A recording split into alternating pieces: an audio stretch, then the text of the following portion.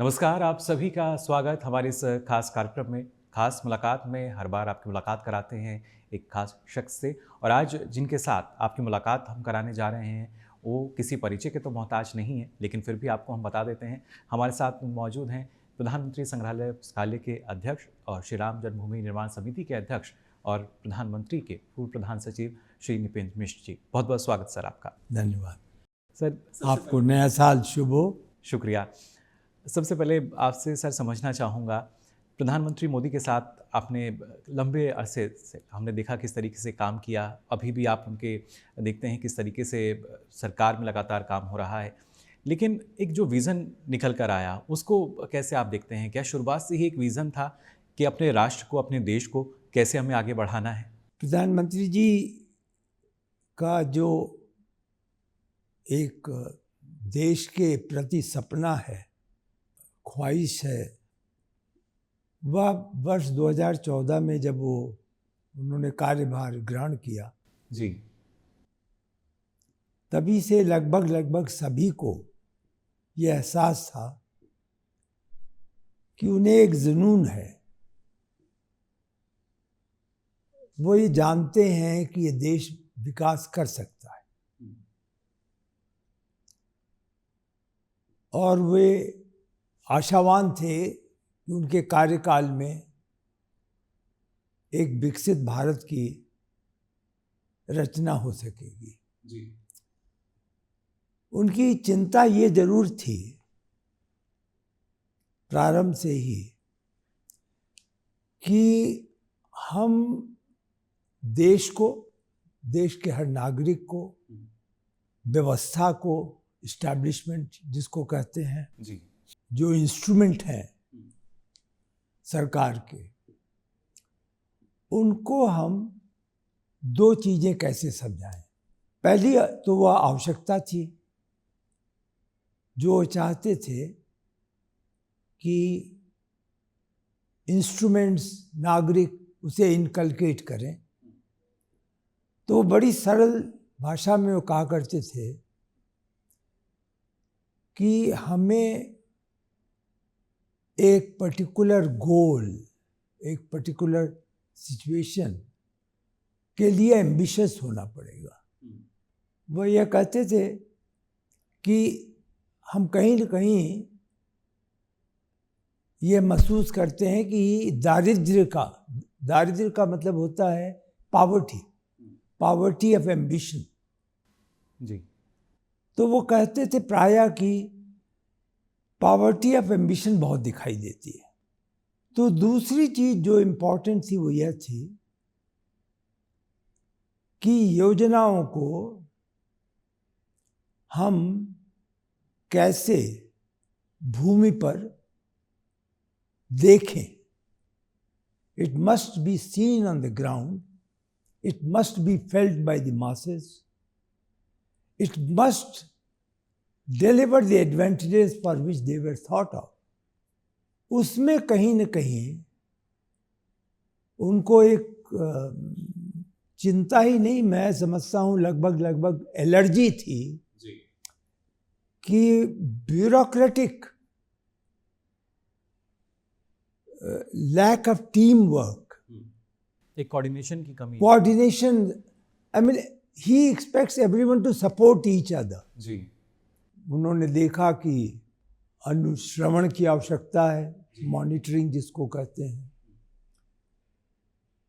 तो overall you can really identify the prime minister as someone who had a vision and who had a जुनून for that. एक जो होता है ना कि आप जब तक बिल्कुल, उसका एक बहुत क्रूड शब्द है, प्रधानमंत्री जी ने कभी नहीं इस्तेमाल किया, मैं जरूर करता हूँ, कि जब तक आपका पागलपन ना हो जाए उसके लिए आप अचीव नहीं कर सकते। उनके पास वो था। वास्तविकता यह है कि वो दिन रात इसी को सोचते हैं, इसलिए उनके पास बहुत कम समय है और चीज़ों के लिए। जी, और उसी के अनुसार हम क्या प्रगति को भी देख सकते हैं, जिस तरीके से अभी उसकी 50वीं बैठक की अध्यक्षता उन्होंने की, तो ये एक सिलसिला हम मान सकते हैं कि वहीं से चल रहा है कि कोई भी कहीं से भी कोई भी चीज़ लैक ना करे। उनके कार्यभार ग्रहण करने के बाद जी यह व्यवस्था अपनाई गई। मैं निश्चित रूप से उनके साथ जो अधिकारी गण आए थे जी गुजरात से, जहां उन्होंने इस अनुभव के अच्छे नतीजे देखे थे, तो उन अधिकारी गणों ने उनको ये ज़्यादा एहसास था जी कि प्रधानमंत्री जी को इस व्यवस्था के लिए क्या आवश्यकता है। मैं ये अपनी भी कमजोरी बताऊंगा जी कि मुझे इतना एहसास नहीं था कि वह किस व्यवस्था के तहत अनुश्रवण करना चाहते हैं जी। लेकिन ये जो टीम थी ये उनकी पहल थी, क्योंकि उन्होंने वहाँ देखा था, वो गुजरात से आए थे जी। तो एक कमरा निश्चित किया गया, सारे जो एक इंफ्रास्ट्रक्चर होता है कम्युनिकेशन का जी शेयरिंग का, वर्चुअल टॉक करने का, वह सब इस्टेब्लिश किया गया और कुछ आधार बिंदु जो प्रधानमंत्री से मिलकर तय किए गए कि ये प्रगति एक ऑर्डिनरी मॉनिटरिंग मीटिंग नहीं थी जी। ये रिव्यू मीटिंग के रूप में आप ना सोचें।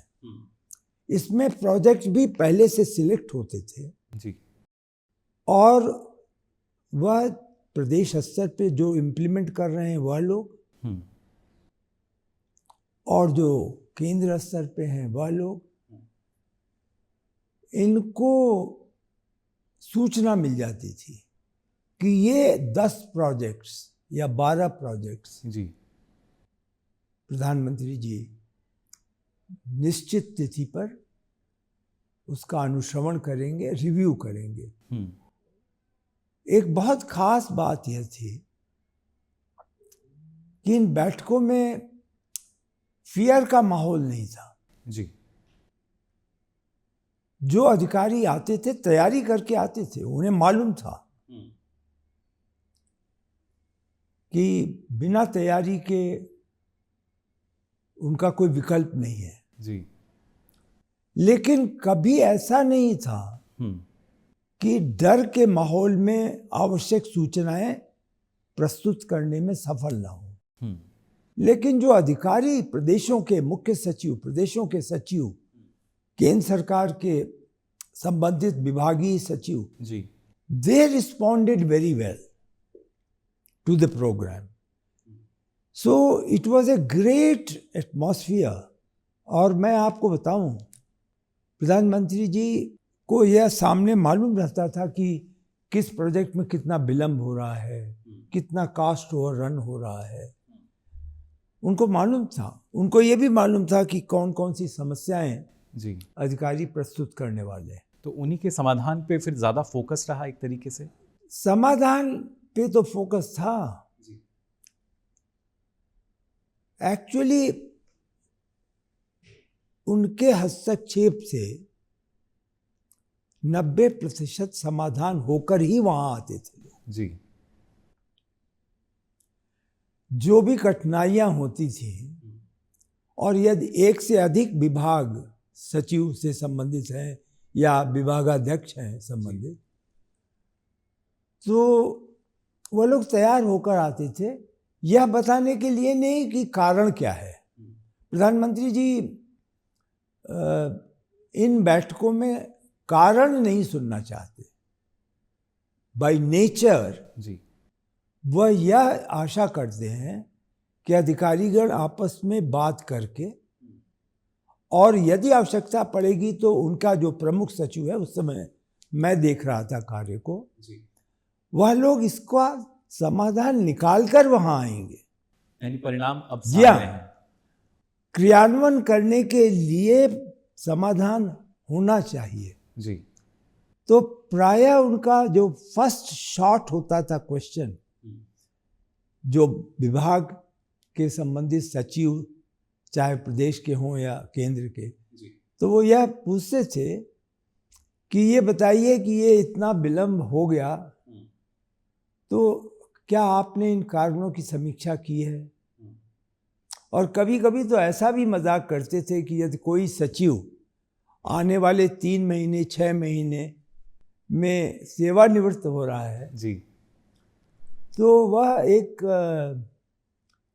मैसेज जिसमें उनका दर्द भी था, लेकिन वो बड़े लाइट एटमॉस्फेयर में उसको कन्वे होता था कि सचिव जी आप अपने सेवानिवृत्त होने के पहले तो ये श्रेय ये यश अपने साथ ले जाना चाहेंगे। जी, तो एक इंस्पिरेशनल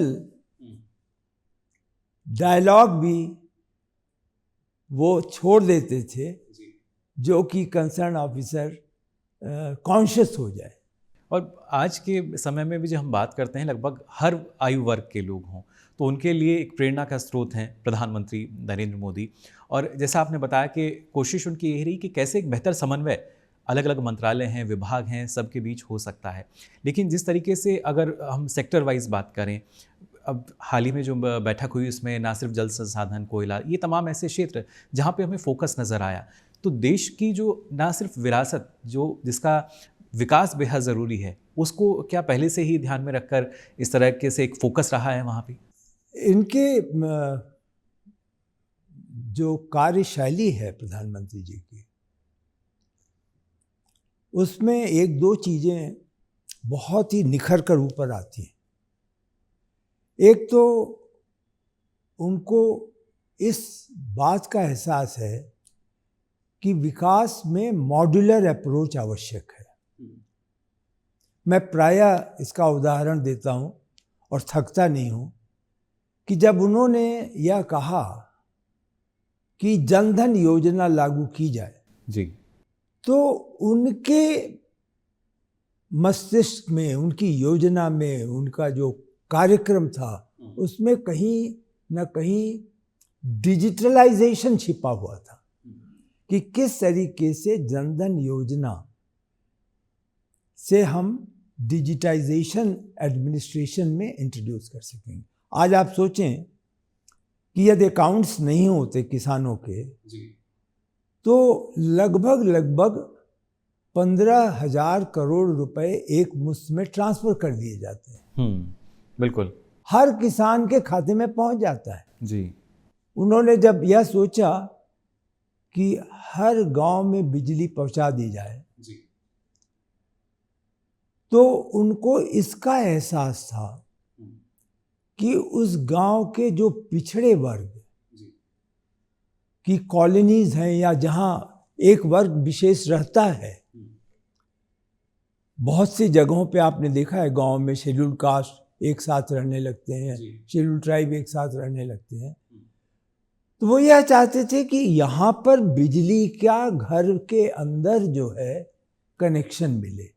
तो बिना पोल के बिना कनेक्शन के बिना विलेज को तो वो नहीं हो सकता था। बिल्कुल, वो संभव ही नहीं था। उससे बढ़ करके फिर आगे बच्चों की शिक्षा वहीं पर जुड़ा हुआ था, गैस का चूल्हा। तो जो गांव के एक परिवार के जीवन में क्या क्या आवश्यकताएं थी उसकी उन्होंने शुरुआत एक बहुत छोटे कार्यक्रम से किया कि 100% गांव कनेक्ट हो जाए पावर से जी, और एक इतना बड़ा कार्यक्रम हो गया कि गांव में खुशहाली कैसे आए। जो आज विकसित भारत के बड़े बड़े लक्ष्य हैं ना, ये सभी कहीं न कहीं उनकी आधारशिला उन्होंने पहले 5 वर्ष में रखी थी और उस 5 वर्ष पे आज एक नया एक तरीके से इमारत खड़ी हो रही है। बिल्कुल, और ये जो इमारत है इसमें हमें लगता है कि जो जनता का विश्वास है वो उनके साथ रहा है। जनता ने भरोसा किया क्योंकि जो उन्होंने कहा उसको उन्होंने करके दिखाया। फिर चाहे बिजली की हम बात करें या हर घर नल से जल की बात की जाए, तमाम ऐसी योजनाएं रहीं। लेकिन लोगों को शायद ये नहीं पता था कि वाकई प्रधानमंत्री खुद ना सिर्फ हर योजना के बारे में जानकारी लेते हैं, उस पर समीक्षा करते हैं, कहाँ किसी तरह की दिक्कत आई और उसके बाद जो कहा गया वो समय रहते पूरा हुआ या नहीं हुआ, सारी जानकारी प्रधानमंत्री लेते थे। एक तो वो इतने अच्छे कम्युनिकेटर हैं जी, जो संवाद है ना उनका वो जनता के से सामान्य संवाद से अलग थोड़ा सा इस दृष्टि से है कि वो हर एज ग्रुप के साथ संवाद करने की क्षमता रखते हैं। और इसलिए वो कहते भी हैं कि पूरा देश मेरा परिवार है। परीक्षा पर चर्चा तो एक बालकों के साथ संवाद हो गया।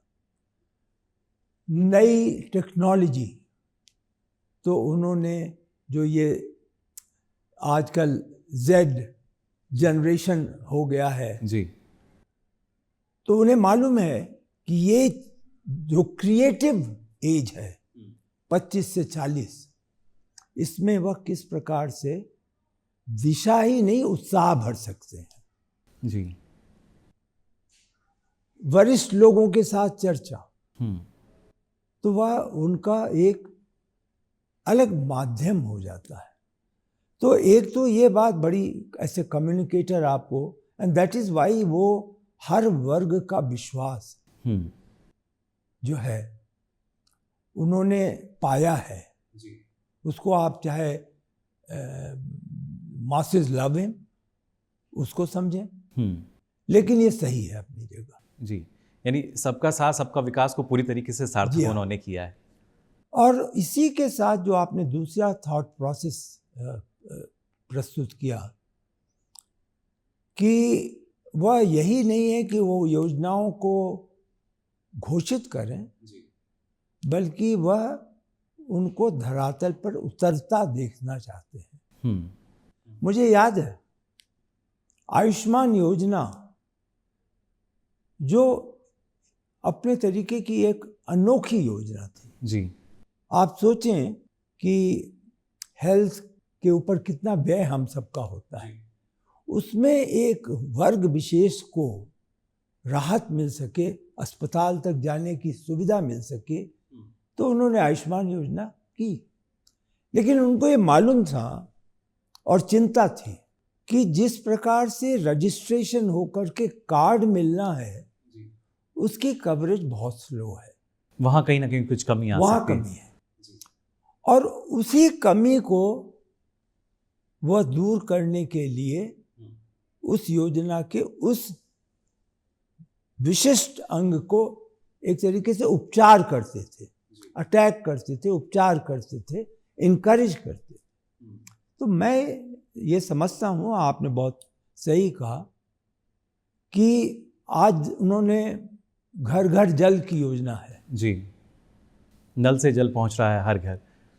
उन्हें यह मालूम है कि कुछ स्थान पे वो अंतिम पॉइंट पे आकर के कनेक्शन नहीं हुए हैं। जी, उन्हें यह मालूम है कि यदि जल की व्यवस्था हो भी गई है तो जिस प्रकार से पंचायत को उसकी जिम्मेदारी या सहकारिता को जिम्मेदारी लेनी चाहिए समूह विशेष को, वो कदाचित उसमें कमी है। तो इन सभी चीज़ों को जानते हुए भी वो निराशा नहीं आने देते। और शायद यही कारण है जिस तरीके से एक बुनियादी विकास को अगर हम देखें, इंफ्रास्ट्रक्चर पर जो प्रधानमंत्री का फोकस रहा है वो न सिर्फ प्रगति में भी हमें दिखाई देता है बल्कि देश की भी अगर बात की जाए, क्योंकि हर स्तर पर जैसा आपने कहा कि ग्रामीण क्षेत्रों से अगर हम शुरुआत करें तो वहाँ से लेकर लगभग हर एक क्षेत्र में जो इंफ्रास्ट्रक्चर है उसको काफ़ी मजबूती मिली है। वो तो आप एक चीज़ होती है ना, आप सीइंग इन बिलीविंग इट, आप देखें तो आपको विश्वास होगा। आज आप हवाई अड्डों को देखें, उनकी संख्या को देखें, तो आपको विकसित भारत का नक्शा दिखाई देता है। आप उन हवाई अड्डों पर जो वहाँ से जाने वाले यात्री हैं उनकी संख्या देखें और उनके इनकम का क्लासिफिकेशन देखें कि किस वर्ग के लोग इसका उपयोग कर रहे हैं। आप रेलवे स्टेशन देखें जी, तो आज रेलवे स्टेशन को आप रेलवे स्टेशन से गाड़ी का आना जाना ही नहीं है केवल, उसमें बहुत सी जगहों पे होटल की व्यवस्था है जी, रुकने की व्यवस्था है।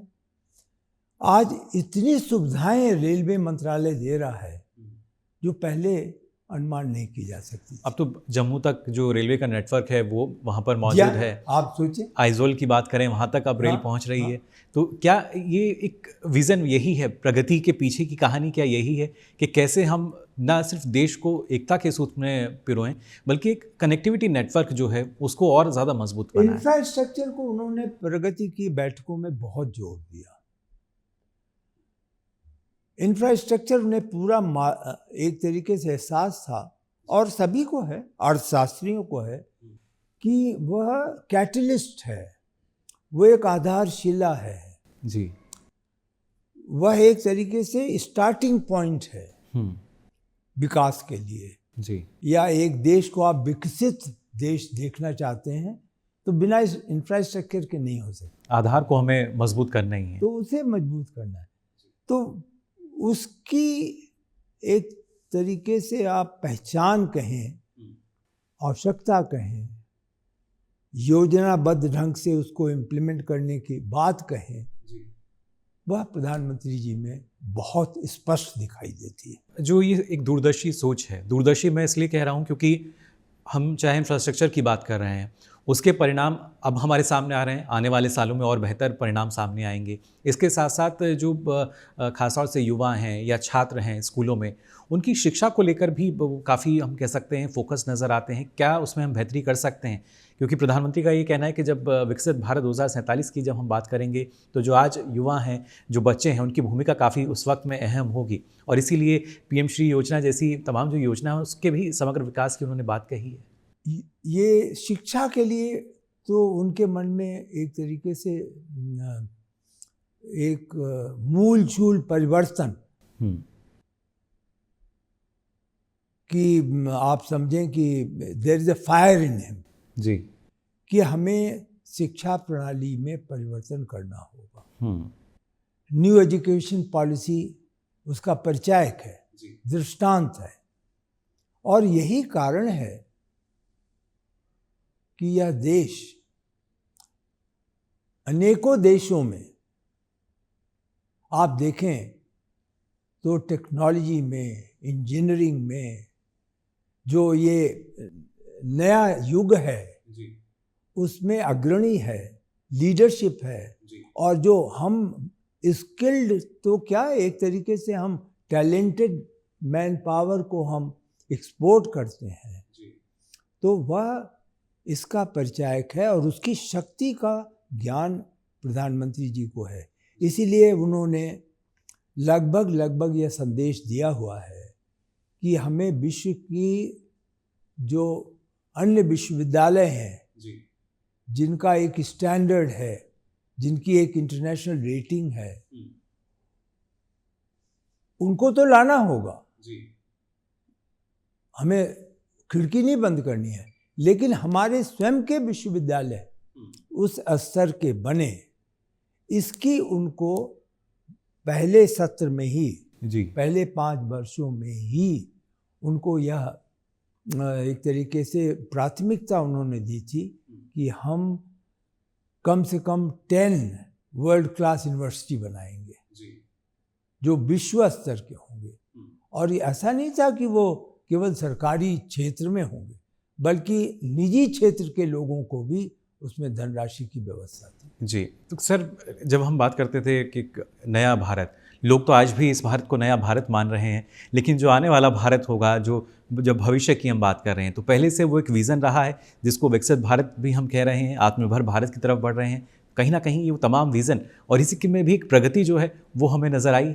जी हाँ, ये तो आने वाले वर्षों का कार्यक्रम जो है उन्होंने बहुत स्पष्ट संकेत दिया है कि कौन से कार्य 2035 तक होंगे, कौन से योजनाएं 2047 तक होंगी। लेकिन इन सब के पीछे उनका एक जुनून, जो आपने भी आत्मनिर्भरता की बात की, ये मतलब नहीं है उनका कि हिंदुस्तान अपनी आवश्यकता की 100% चीज़ें उत्पादित करेगा, ऐसा नहीं है। उनका मतलब यह है कि यह एक भारत एक बहुत बड़ा मार्केट है, ये बहुत बड़ा देश है जी, बहुत कॉन्टिनेंट जैसा है। तो एक तो यह अपनी क्षमता इसको रखनी होगी कि अधिक से अधिक चीज़ों में निर्माण करने की, सप्लाई करने की, जो सप्लाई चेन कहा जाता है जी उसको जोड़ सके। लेकिन मुझे पूरा विश्वास है कि प्रगति की बैठकें जो होती होंगी जी उसमें अवश्य प्रधानमंत्री जी ऐसा संदेश देते होंगे। बिल्कुल। और एक संदेश ये भी कि यही समय है, सही समय है, जहां पर लगातार भारत उनके नेतृत्व में लगातार आगे बढ़ रहा है। फिलहाल बहुत बहुत धन्यवाद आपका हमें समय देने के लिए सर। धन्यवाद।